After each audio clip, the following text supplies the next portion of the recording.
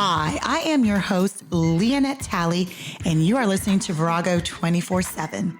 Virago is Latin for female warrior, and 24/7 is for all day, every day. Virago 24/7 is a weekly podcast that brings diverse women together to talk about life and our experiences in this world. We share our views on self-love, mental health, marriage, children, friendships, and really anything that needs to be talked about.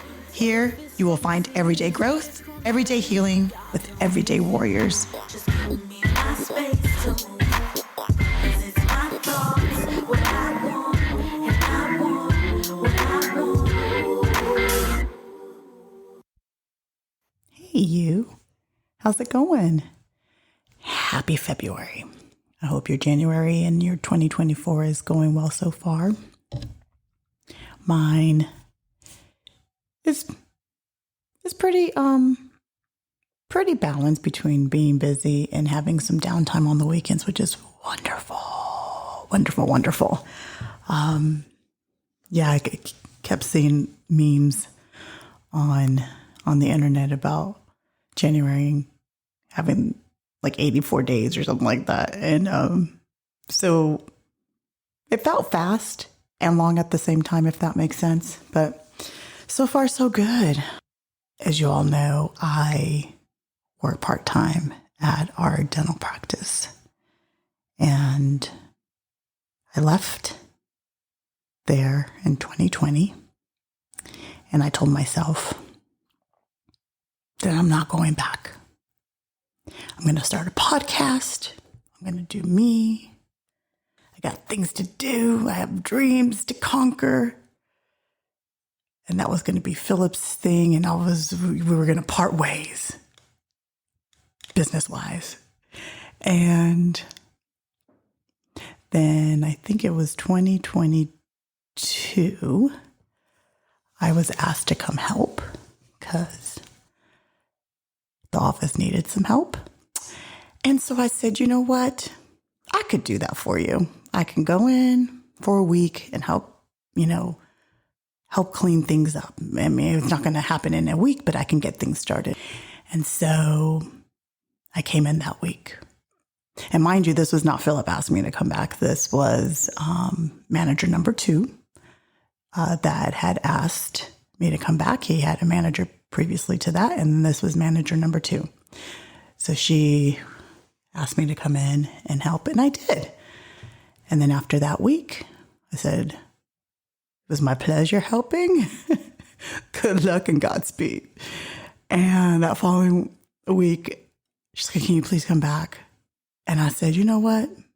I can. However, I gave you a week of my time for free, and I gladly did it. However, moving forward, my time is precious, and I'm learning that my time is valuable. And I need to be compensated. So I need to be put on the payroll. And for those who don't know, Innovative Smiles has been our practice it was our practice for about 15 years. And we decided to sell it to a dental company that comes and buys practices, private practices. And in 2020, let's backtrack. In 2020, it was January that we were approached by 2 different companies. And Philip never, ever, ever, ever, ever, ever wanted to sell. He was happy being the owner. But around that time, I personally was like, you know what? I'm going to stick with Innovative Smiles for a few months, but I need to just, for my peace of mind, I need to break away because it started to become very emotionally just not healthy for me.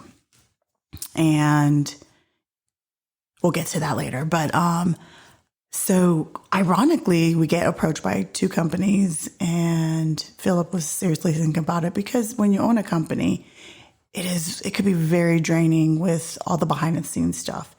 As far as like paying bills, payroll, like liability, like so many things that you just don't think about that have to get done. Taxes, obviously we all have to do it, but as a business, that's just keeping up with the latest things and workers' comp, filing things like that I had to do. It's a lot. So we strongly considered it. And we were starting to meet with both companies when COVID hit, right? And so that gave us time to really think about, what do we really want to do? And we had long conversations, heart to heart. And so we decided to pull the plug, picked a company, and it became theirs the end of July of 2020. So yes, we are there. And for some of you hearing this for the first time, that may be patience. Now you know. And the point of it is nothing should change. The name shouldn't change. The doctors shouldn't change because they have to sign a contract in order to receive their money. And it gives them an incentive to do well and to stay there. So it's not anything that we advertised, but it's not also anything that was a secret. It's just we continued on. The only difference is that we were not the owners anymore. So that's why I left. And then that's why he, on his second, having his second manager, she was overwhelmed. She asked me to come in. I said, I need to get on the payroll. She made it happen. And there I was. Then she left. Many reasons why. One of them is we started to see that she was not very competent in the position, couldn't handle it, didn't know what she was doing, very sneaky.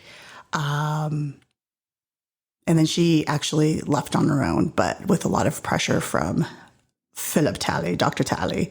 And then didn't have a manager for the longest. And then we decided to hire from within. So one of our assistants who wanted to work up front and learn the front side of things, I was the one that was like, you need to do it. You've been with us for a very long time. You know what he needs and what he likes. So she came into that position. Unfortunately, it didn't work out. I don't know, for personal reasons, she had to leave the practice. I don't know if it was that she became overwhelmed. I don't know, but it was very sad to see her go. Very, very sad. And then we got another manager last year, and kind of same situation, just maybe not working out, and then personal things. Everyone has their personal things that that come up that are sometimes out of our control. And so we come into the new year of 2024, and I decided, well, since we don't have a manager, if it's okay, because there's someone above the managers, she's over 7 practices, and she's, she comes alongside Philip and helps guide him. And so I approached her and I said, listen, I can be the manager temporarily until you all find somebody. And her face lit up. She's like, really? I'm like, yeah, but Philip doesn't think it's a good idea. And she's like, well, why? And I was like, well, he doesn't want me to get sucked back in. It's different for me to be here part-time and just come in a few hours a week versus, being a manager and coming back and managing. And he doesn't want to take away from, my time with the podcast and the kids and just having that flexibility to come and go as I need to. So we need to convince him.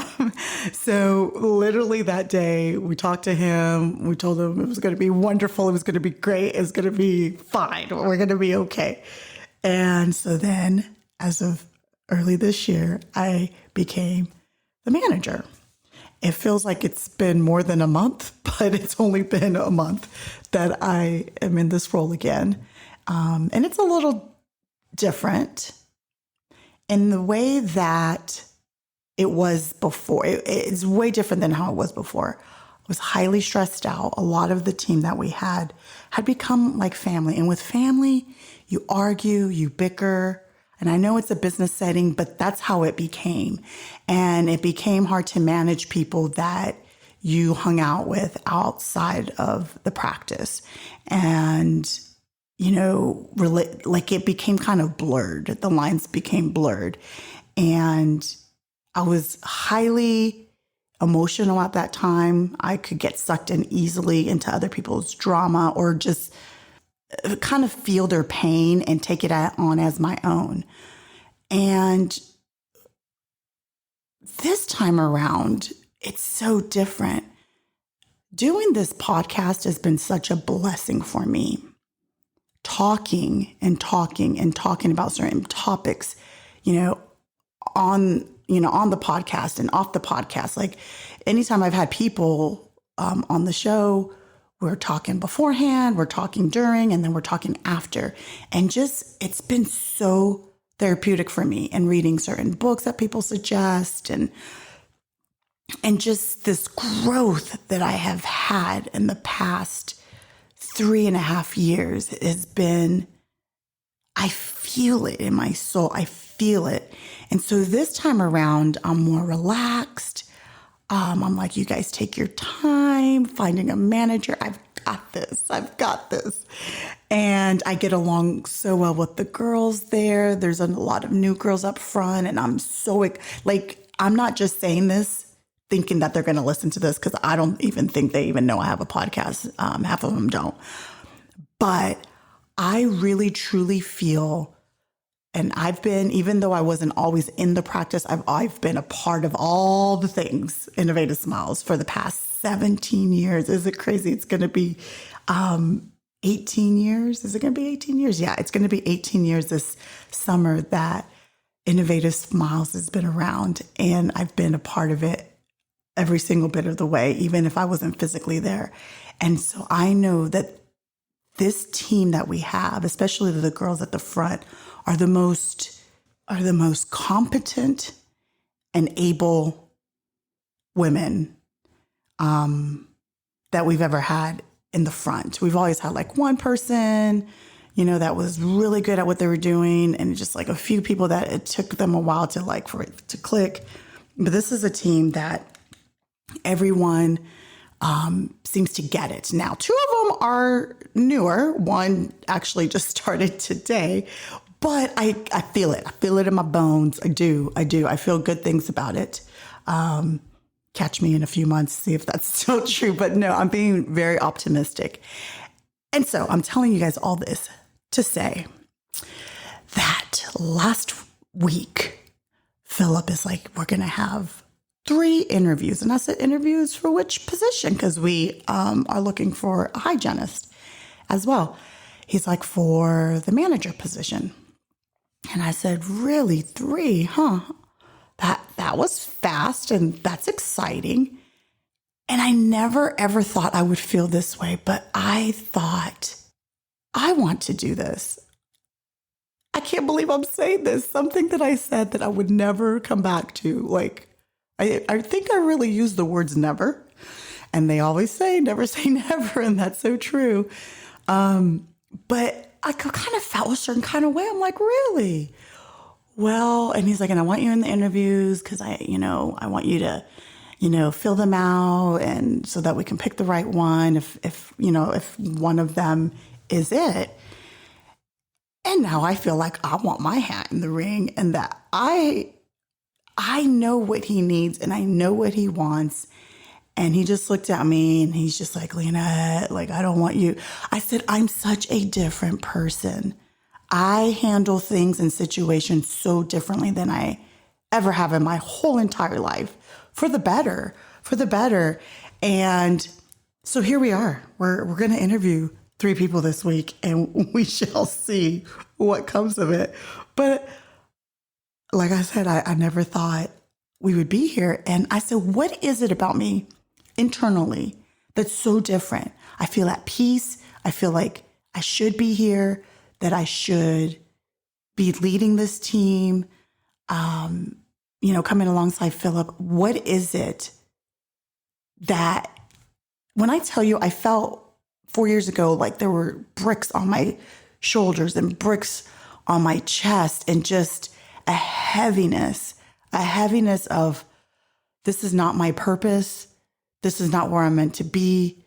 This is not it. But what is it? What is it for me? It was this heaviness, a lot of crying, like big, big crocodile tears at that time. And I said, what is it? So I'm sitting at an ice skating rink, right? So side note, Korynn in October decided she wants to take up ice skating. And so as a mother, I try to just come alongside my kids and whatever they want to do, let's just try it, and if we don't like it, then we don't have to do it, but at least we tried, right? And so she wants to take up ice skating. So I said, wonderful. The girl didn't know how to ice skate. She would hold on to the rail, but she wanted to learn. I said, let's do this. We're starting from scratch. So we found a place. Well, she found a place. And so we signed her up. It's lessons, it's group setting, and then she can go. Part of the package is she has a certain amount of days that she can just go on her own during open skating, right? And this girl has really taken up skating and really wants to go all the time. And she went from holding onto this railing to being able to skate backwards to now she's teaching herself because she's not there yet. So she's YouTubing these things. She's not at that level yet, but she's trying to do some spins. And she went from basic 1 and did basic 2 she just started basic 2 in January. And now they're just straight moving her because these lessons are 8 weeks long. So she hasn't even made it past 2-3 weeks. And they're already saying, hey, you've gotten really good and you should be in basic 3. So she's kind of skipped over basic 2 and now in basic 3. And once you get to basic 4 and graduate that, then she can join figure skating club, which is so exciting for her so that she can learn all the cool tricks. So I'm so happy that she's found something that she really, really likes and really enjoys. But needless to say, there's times where I just drop her off. And there's times where I sit there and I bring my coat and my gloves and wear warm attire. And I bring a little cushion because, man, the metal seats get super cold. So I bring my little cushion to sit on. And I read and I try to come up with ideas for the podcast, or I just sometimes I'm just scrolling, Facebook and stuff like that. So as I'm sitting there and I'm thinking to myself, man, I feel like I need to be at this practice, but what is it? What has happened to me? What? So I'm looking at, life lessons. I'm just, I'll throw in some things in there and see what pops up. So I don't remember what I Googled, but the 7 Cardinal Rules of Life by Stephen R. Covey. I'm sure for all you smart people, you guys have heard of him. I hadn't. And he came up with these rules, and they sound so simple. When I read them, I'm like, oh, these are so simple, but damn, these are so hard. These are so hard to do. When you're in an emotional space, in a space where your feelings and the past and just things are just so heavy, it is so hard to imagine not carrying all this weight on you, not carrying these burdens and these feelings and these thoughts. It just weighs you down. It really does. I speak from experience. I'm sure all of us can relate. So simple. So I said, I got to talk about this. I want to share this. Simple rules, so hard to do. Let's get into it. Number 1, and I'm reading because I like to cite to my sources as a good journalist would. Okay, I'm not a journalist. I'm not calling myself a journalist, but I did go to school for journalism. And gosh damn, did we have to cite a lot of things when we wrote our papers. However, betterhelp.com, that's where I'm getting these rules. They're all over, but I'm going to read the little 2 cents that they put in. Number 1 is make peace with your past so that it won't disturb your present. Now, I read that one. And that one, for me personally, has been the hardest thing to conquer. But I can honestly say, sitting here today, talking to you, that I have released it. I look at the past and I don't get angry. I don't get sad. I mean, I might get sad, thinking about my dad and stuff, but anger was the word. The feeling that I would get thinking about the past, like anger and then sadness. And it was all the time. Like my past weighed me down so much. And people might think, oh, Leonette, you know, people that know us, it was a wonderful childhood, blah, blah, blah, blah, blah, blah. You don't know me. You don't live my life. You didn't live my life.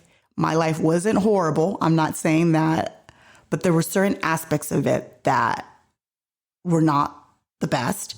And it is what it is. But I don't look at it anymore with anger. Like I can honestly say that. And I would ruminate on things. I would get angry about it, and angry because I wanted to change it. If I can go back in time, I would change this and this and this. And I've had to let go of the fact that no one can change the past. It just is what it is. And I've had to consciously, purposefully, intentionally work on that. And that one was so hard, but it really affected my present. It really, really did. It affected how I thought about myself, how I handled situations with family members, with all of it. And, you know, in BetterHelp.com, it says, here are some points to consider on this journey to letting go. You know, forgive other people for offenses or past mistakes. Forgive yourself for your missteps. Let painful memories fade by choosing different thoughts. Accept what has happened in your life and make new commitments each day. Man, accept what has happened in your life. It has made you who you are. And I think a lot of the times when we look at the past and we have that anger feeling, that anger emotion, it's because we want to punish certain people that wronged us. We want them to hurt. We want them punished. They need to know how we feel and what they've done to us. And when I learned to let that go, it doesn't mean that I let certain people back into my life, but I can be around them and not hold on to like this way. I can be around them because it doesn't affect me anymore. It genuinely doesn't affect me anymore. And that was the hardest thing. Many tears, many books read, many conversations, many prayers, but I've let that go. So now I can make room for new things, and I'm not approaching people and situations the same way because I've let go of those bricks, right? Let go of my past brick, okay? It's gone. I threw it away. I don't even know where it went.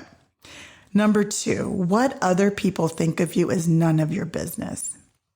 This one, I definitely love it. I don't think I've had a hard time with this one. I think maybe, obviously we all care what people think to an extent. For me, some of us, value other people's opinions way more. I think I was always built in a way where I didn't always care. I'm going to do what I'm going to do, and I don't care what you're going to say. Could be bad, could be good. I don't know. But I value the people around me. I value constructive criticism. I value when people come to me from a place of love and from a place of, I know they want my best interest. That I don't think that falls into this category of, well, I don't care what Philip thinks, or I don't care what my best friend Adrian thinks. Well, of course I do. Why? Because I love them and they love me, and they come from a place of also balance. They're balanced people. I feel like this is for people that are just bad mouthing you. That, yeah, maybe once upon a time they did know you and you were friends, but now they're talking shit behind your back. I don't care. Like, I honestly don't care. And you should not either. Okay. You shouldn't either. So that's a good one and not very hard for me. Number 3, time heals almost everything. Give it time. Everyone always knows the saying, time heals all wounds. And then I've heard people say, well, that's not true. It says in the article, you know, the best approach in life is often to let things heal without interference. Life may seem difficult now, but by not dwelling on the past, you can often move forward and find happiness. While it can be essential to acknowledge painful and damaging experiences from the past, healing tends to be more likely when you do not let the past take over and remove your focus from the present. Sometimes when we don't know the correct answer to a problem or what to do about it, a successful approach can be to pay attention to what makes us feel better in the moment and let time heal old wounds. And that, I don't know. It's hard to speak, only you know what wounds you're trying to heal from. I know a lot of us have deeper wounds than some others and bigger wounds to heal from. And I see you guys, I feel you. And you can do this. You can heal. Number 4, no one is in charge of your happiness except for you. And I'm starting to feel that. I'm starting to feel like, yes, I can be in charge of my life. Not that I didn't know that before, but I didn't embrace it. I used to have this mentality of feeling stuck in my life. And in the past few years, just realizing, no, I'm not. That's just a cop-out. That's a cop-out to stay in my comfort zone. I'm stuck, so I don't have to make any moves, so I don't have to feel uncomfortable and do something about it, So we are in charge of our happiness. We really, really are. And it's a lot of soul searching you have to do. You just have to know that shit will happen. I'm not saying that just because you're in control of your life that things are always going to be easy, but it just feels, oh man, like you're maneuvering, you're in the driver's seat. You're not a passenger. A lot of us are going through life just, in the back seat. You're not even in the passenger seat near the driver. You're in the backpack, thinking that life is just, driving you around and you don't have any control. No, we do. And that's why I like to drive on road trips. Philip, sit in the passenger seat. I got this. I like to be in control of that. But in the article, it says, research has found that people who believe they are in control of their happiness are generally more content in life than people who think their feelings of satisfaction rest in the hands of others. We don't want people to control our happiness. No, no, no, no. Number 5, avoid comparing your life to others and judging others. You have no idea what their journey is all about. Man, do I agree with this one wholeheartedly. I don't compare my life to anyone, to be honest with you, at all. And, I don't even have like these celebrities that I'm just like, I wish. There's certain people that I admire. A lot of them is more for their business savviness. I love Jennifer Lopez. I know some of you might roll your eyes, but I love her as far as her business savviness and her longevity. And also she's Puerto Rican like me. So, can't hate on that. But Korynn the other day asked me if I would trade lives with her. And honestly, I wouldn't. I would not. I would want to pick her brain on how she handles business and how she's just stayed in the game all these years. But no, I wouldn't. I really, really wouldn't. I think maybe in my early 20s, I would get jealous of people and compare my life to them and want what they have. There's no reason to compare. Like, make your life your own and be proud of it and be happy for those who are doing what you admire. If you look at someone, you're like, oh, I want what they have. Well, then, try to duplicate that in your own way, because we're all so different. We are all meant for something so different in this world, and comparing and trying to do something that wasn't given to you. That's not my gift. That's not my gift. That was given. If it was supposed to be mine, then it would have been given to me. So stop comparing. And you don't know. And you don't know. And you know what? Maybe that person is living a wonderful life, but do you know what they had to do to get to that point? What they lived through to get to that point?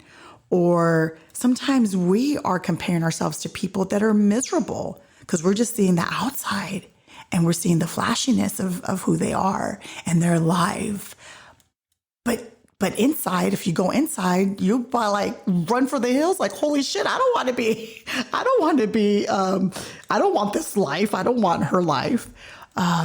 Stop it, guys. Stop it. Look within.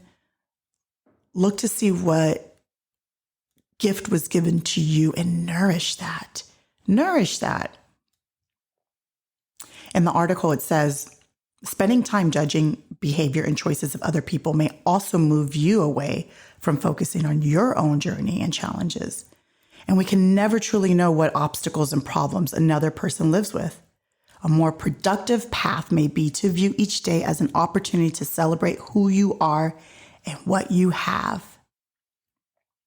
Choosing contentment and focusing on the good in your life can be powerful ways to overcome habits of comparison. Little bits, ladies, little bits, and gents, whoever listen, whatever gents listen, little baby bites, okay? Stop comparing. Number 6, stop overthinking. It's all right if you don't know the answers. They will come to you when you least expect. Oh, I know a lot of overthinkers. Oh, the ruminating and the negative talk and the thoughts and the thoughts and thoughts. Listen, I'm a ruminator. I was thinking about that when I was reading this, and I haven't ruminated on something in a while. I would wake up in the middle of the night and ruminate on crap that happened years ago. And man, I haven't done that in a while, and it just feels so good. That means I'm on the right path. I gotta stick with it. Keep reading these self-help books. They're really working for me. And number 7, smile. You don't own all the problems in the world. There are things within your control and things outside of your control. When people or circumstances are outside of your control, recognizing this and not trying to control the situation can improve your mental well-being.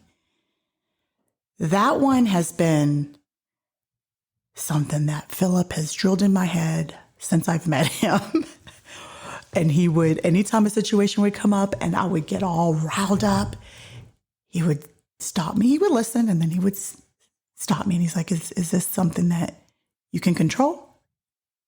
And if the answer was yes, then it's like, all right, do you want to come up with some solutions for that? Sure, let's do it. Logic man. And if it was, is this something that you can control? And if the answer was no, then he's like, let it go. Let it go. If you can't control it, then you have to let it go. And that's always been something that he would throw out to me. Sometimes I would catch it and receive it very well. And other times I'm like punching it before it even got near me, just punch it in the air. It's like, I don't need your logic right now, Felipe. But it's so true. It's so true. And even today, like till this day, that's what I do. I say, is this something I can control? And if it is, let's do something about it. And if not, let go and let God. For real, for real, for real. So when I read this list, it sounds so simple when you read it. When you read, just smile and don't compare and let go of the past. You know, it's all these things that we hear and quotes that we read, all about all 7 of these. But my goodness, I know it is so easier said than done. But it is going to change the way you interact. You're going to feel lighter when you're dealing with difficult people. You're going to respond differently. My patience level is like, oh my gosh, I have patience. Thank the Lord. I've been asking for patience for 20-something years, 30-something years. And he's given it to me. I'm getting the patience. It's quite exciting, actually. So I read this and I said, you know what?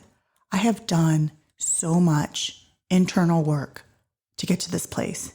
And I've said it before. Yes, I didn't go to therapy and talk this through with a therapist, but my friends are my therapists. I'm my own therapist. The books that I read, the podcast, like, I don't know. That's just the way I'm wired. I just can learn through others and use it and do it and just make it happen in my life. And it's been very hard, but here we are. I'm in the same position I was 4 years ago as a manager. And I didn't want to ever come back because I was emotionally fragile, okay? Fragile emotionally. And not knowing what I wanted for myself. And now, fast forward almost 4 years later, 3.5 years later, I am feeling like I released a lot. I feel light. I feel bright. I read these things and I'm like, damn, I'm on my way. I've actually been able to do each and every one of those 7 rules. I would have never been able to say that a few years ago. And gosh, damn it, I think I need to stay at Innovative Smiles.